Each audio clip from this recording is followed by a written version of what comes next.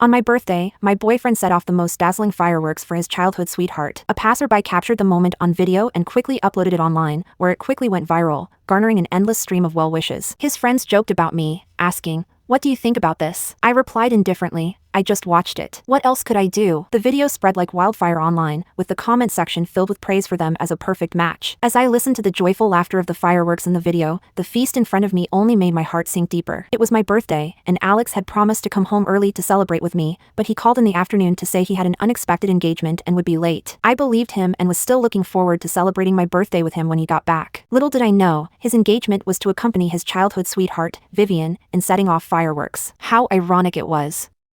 In the video, Alex's handsome face, usually aloof and cold, was filled with laughter, and his eyes were full of tenderness as he looked at Vivian. This was a smile I had never received. Before this, I thought he was just naturally not a smiling person, incapable of expressing affection. I laughed in self-mockery, unwrapped the cake, and ate it in silence. The greasy, sweet taste spread in my mouth, but suddenly, it felt pretty pointless. I took my phone and called Alex. He answered quickly, and his voice was as cold as ever. "What's up?" As he spoke, I could clearly hear the sound of fireworks in the background. After a 2-second silence, I swallowed the cake in my mouth and asked calmly, "Where are you?" "At the office." "What's the matter?" He seemed to have moved away from the riverside, and the sound of fireworks was gone. His voice was still calm, showing no signs of the panic one would expect when lying. I glanced at the video on my tablet and felt even more disinterested. "Let's break up. You're making a fuss again." I sneered, "Browse the videos online more often, Mr. Internet Celebrity." With that, I hung up the phone. Since I had proposed the breakup, I shouldn't stay at his place any longer. I looked at the untouched dishes on the table, got up, and went to the kitchen to find some containers to pack them up. Then I packed my belongings and took a taxi back to my small apartment, which I hadn't visited in a long time. Finishing all this, I took a taxi back to my small house that I hadn't visited in a long time. After I graduated from university, my parents bought me a small apartment in the city. After getting together with Alex, he always said that our homes were too far apart, and it was troublesome for us to commute between them, so he asked me to move in with him. Actually, the distance between these two houses was just the distance between him and me. We looked close, but our hearts seemed to be separated by the Pacific Ocean. Back in the long-lost small house, I tidied up simply and went to bed after washing up. The next day, I found only a few messages on my phone. "What's the matter with you now? Come back when you've calmed down. Don't be too willful." It seemed he came home last night and found out I had moved out. I didn't reply to his messages and just went about my own business. This kind of thing wasn't the first time it had happened. Vivian would call him whenever something was wrong. She would even ask him to accompany her when she was awakened by thunder at midnight and couldn't sleep. I had questioned him and quarreled and argued with him, but he said, "People with a dirty heart see everything as dirty." Every time he abandoned me to go to Vivian, he would send me roses afterward to appease me, and I would continue to be deeply immersed in this relationship as if nothing had happened. But I was tired this time. As I stepped out of the company after work in the evening, I saw him standing outside. Dressed in a suit, he had a handsome face and a tall and strong figure with excellent body proportions, just like a model on the runway. Passers-by couldn't help but look at him. If it were any other day, I would have gone up to him and asked him to get in the car to keep others from looking at him. But this time, I just wanted to pretend I didn't see him. I walked towards the station on my own, and Alex quickly caught up with me. He didn't mention the incident and said calmly, "It's Jason's birthday today. He invited us to have dinner together." I stopped and looked at him. Sure, we got in the car, and there was a silence inside. The wind blew in from outside the window, and I smelled a faint scent of jasmine. It was the scent of Vivian. The scent wasn't unpleasant. On a whim, I asked, "Do you like the smell of jasmine?" Alex's eyes flickered slightly. "It's okay." "Really?" I thought. "Then why have I always smelled the scent on you before?" I didn't say anything more. We arrived at the agreed hotel, where they had been waiting for a while. Seeing us come together, Vivian was obviously surprised. "Good evening, Alex, Isabella. We've been waiting for you for a long time."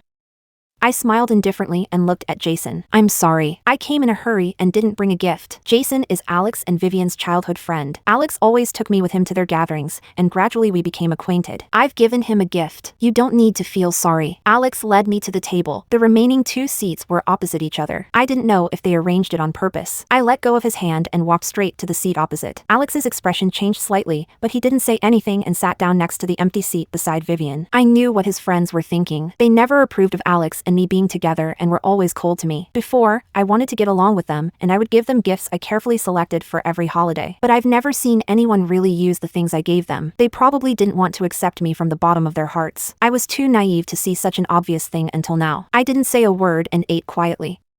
Alex chatted with them with ease, peeling shrimp without stopping. He never eats seafood unless someone peels the shell for him, and he will reluctantly try a bit because he finds it troublesome to peel it himself. However, he didn't mind the trouble now. He peeled a whole plate of shrimp, moved it in front of Vivian, and then slowly took a wet wipe and wiped his hands carefully. This was a treatment I had never had. Seeing this, I felt depressed. I decided to let him go, but I still felt sad when I really saw him like this. Jason also noticed his actions. He looked at my expression and nudged Alex, teasing, "Don't favor one over the other. Peel some shrimp for your girlfriend too." Alex seemed to realize it for the first time, looked at the empty plate on the table, and said, "Order another plate." "No." I took a sip of my drink and said calmly, "I don't like shrimp." "How about fish then?" "I don't like it." Alex looked at the table, his eyebrows slightly wrinkled. "What about chicken?" "I don't like it either."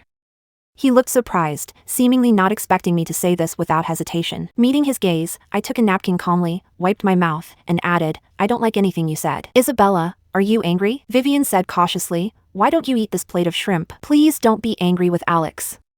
Her timid look made me look like the bad guy. "How could I be angry? Please enjoy your meal. I just remembered I have some unfinished work, so I'll take my leave." With a calm smile, I picked up my bag, ready to leave. "Come on. Are you still upset about Alex setting off fireworks for Vivi?" Jason mentioned deliberately, his gaze filled with provocation. Hearing him bring up this, Vivian spoke up. "I'm sorry, Isabella. I was in a mood back then, and Alex just wanted to cheer me up with that." "Alex, you should apologize to Isabella." Alex frowned upon hearing this. "I just set off some fireworks. Why should I apologize?" His words caused the atmosphere to freeze. Vivian smiled subtly at me from where he couldn't see, as if silently declaring her possession over Alex. It was laughable. The person who did wrong had no idea that he was in the wrong. Just like before, he never realized his own faults. He thought he could just casually appease me and move on from this. I smiled. "Yes, you're right. The fireworks were quite a spectacle.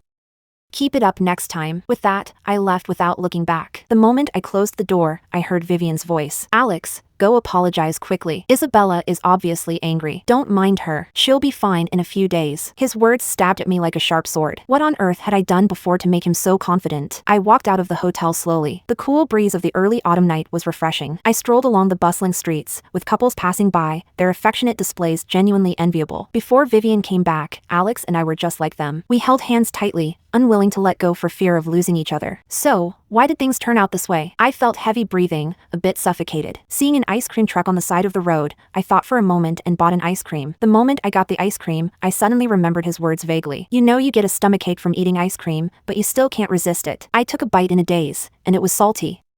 "Your ice cream tastes off," I said to the ice cream truck owner, my voice trembling. The owner glanced at me and handed me a tissue. "Miss, maybe you need to wipe your tears first." I looked up, my eyes blurred, and I realized that tears had fallen on the ice cream. No wonder it tasted salty. I sniffed, turned around, and went home. I received a message from Alex as soon as I got home. "Have you arrived home?" I glanced at it and didn't reply. Soon, he sent another message. "Everyone didn't have a good meal because of you today. Let's invite them to dinner another day." I still didn't reply to him. He seemed to have lost patience and called me directly. I put down my phone and turned a deaf ear. When I came back after washing up, the phone had already fallen silent. Before going to bed, I habitually browsed through the WhatsApp statuses and unexpectedly saw a photo Vivian posted 5 minutes ago. The driver was driving in front, and Alex and Vivian were sitting in the back seat of the car. In the photo, he was resting his eyes languidly, while Vivian was shyly looking at the camera in a posture that leaned against him.